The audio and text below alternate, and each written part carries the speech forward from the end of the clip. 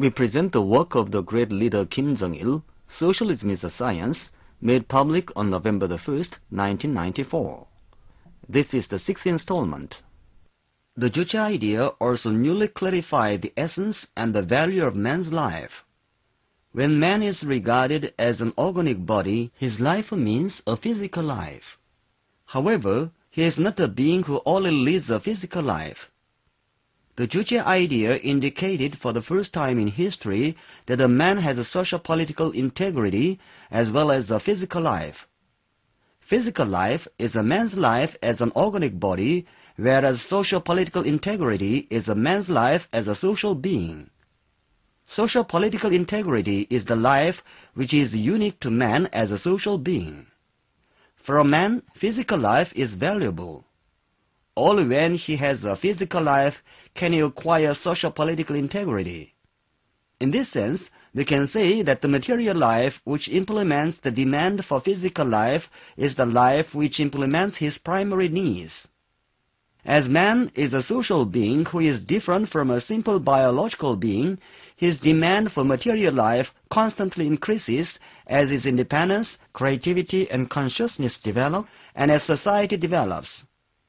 His material life affects his socio-political integrity. A stable and sound material life fully guarantees his demand for physical life, and at the same time, it constitutes a material guarantee for the maintenance and development of his socio-political integrity. For a man, physical life is precious, but his socio-political integrity is more precious. It is the intrinsic need of man as a social being to value his socio-political integrity more than his physical life.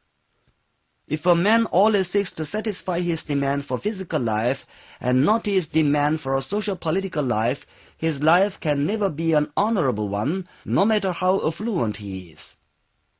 Such a material life will be reduced to a deformed and abnormal life, no better than an animal life, and will run counter to man's intrinsic nature. Independence is the life and soul of man. Man, an independent social being, desires to live independently, free from any subordination or shackles. The fact that man lives independently means that he lives as the master of the world and of his own destiny, maintaining his position and exercising his rights as such. Only when man lives as a social being, exercising his right to independence and implementing his demand for independence, can he be said to enjoy a dignified life, maintaining socio-political integrity. If he loses his independence and is subordinated to others, he is as good as dead socially and politically, even though he is alive. Man's desire to live independently is realized first of all through an independent political life. When man is subordinated socially and politically, he cannot lead any kind of independent life. As socio-political integrity is man's most precious life, a noble life for him is to maintain and exalt socio-political integrity. Man receives the socio-political integrity from the social collective. The social collective is the parent body of man's socio-political integrity. Therefore, the worth of man's life depends on how he is connected with the social collective. Man's life becomes noble when he is loved and trusted by the social collective. It is worthless when he is forsaken by it. Man enjoys the love and trust of the social collective when he considers the interests of the social collective to be dearer than those of individuals and when he faithfully serves the social collective. In the final analysis, the greatest value and worth of man's life is to lead an independent and creative life, enjoying the love and trust of the social collective, while at the same time combining his own destiny with that of the social collective and serving it heart and soul. This is the way for man to enhance its social political integrity and lead a worthy human life as a social being.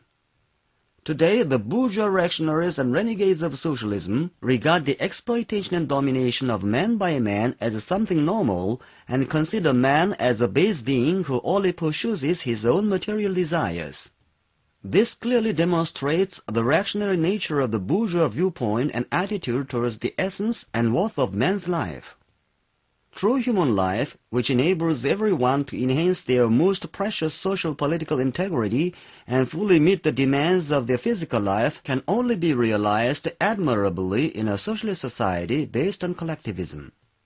In this society, people are free from all manner of exploitation and oppression, domination and subordination, and can lead an independent and creative life in social, political, and all other areas.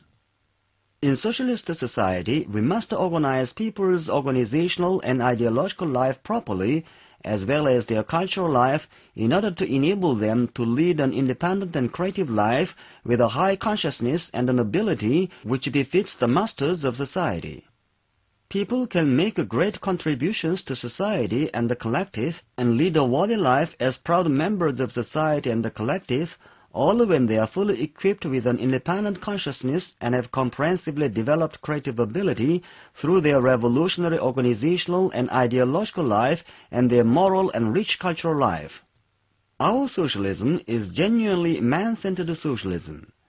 It regards man as most precious and fully meets his intrinsic requirements.